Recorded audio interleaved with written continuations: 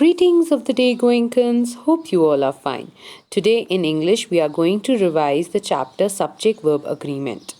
And we are going to try and understand some of the rules that we need to follow for Subject Verb Agreement. So let's start chapter 9, Subject Verb Agreement. Let us read these sentences. A rabbit plays in our garden every day. 2 rabbits play in our garden every day. Here, if you notice that when we have one subject, a singular subject in the sentence, the verb is plays. And when we have plural subject in the sentence, 2 rabbits, we have the verb play.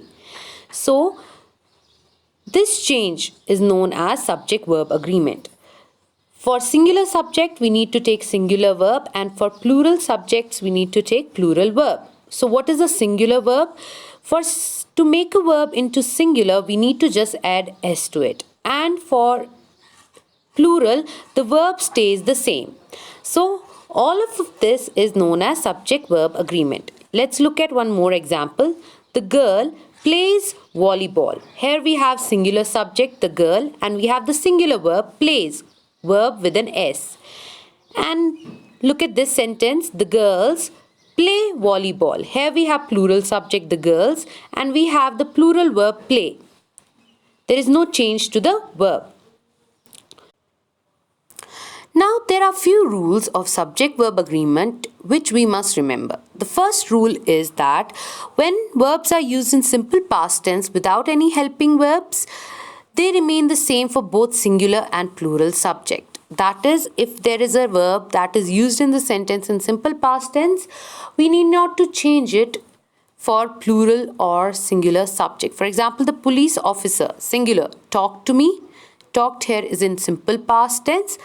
The police officers talked to me. Here again you can see for both singular and plural, the verb does not change. It remains same. The second rule is that when a verb is used with a helping verb, the main verb remains the same, but the helping verb changes its form for a singular or plural subject. For this, we need to remember this table. With singular subjects, we have these helping verbs, and with plural subject, we have these helping verbs. For singular subjects, we have is, was, has, does, and with plural, we have are, were, have, do. Let's look at example. The police officer is talking to me. Here you can see we have singular subject, is the helping verb, and talking is the main verb. With singular subject, we use the helping verb is. The police officers are talking to me. Here we have plural subject, police officers, and the helping verb used here is are. So we need to remember with singular subject we have is, and with plural we have are. Same goes for the other helping verbs. Another thing we need to remember is that this rule does not apply to modal verbs such as can, could, shall, should, may, might, will, would, and must. And this rule also does not apply when the subjects are I and you. Even though they are singular subjects, with them we always use plural verbs. I do my homework regularly. You have not understood the problem. Now, another rule we need to remember is that when the subject of a sentence has 2 or more nouns or pronouns connected by and, we use plural form of verbs.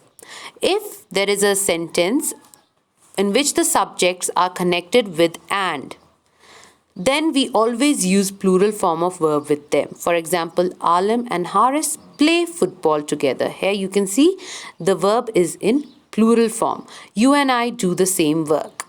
So for today, these are some of the rules we need to remember. In next video, we'll be learning more rules for subject verb agreement. So that was all for today, Goenkans. Thank you so much.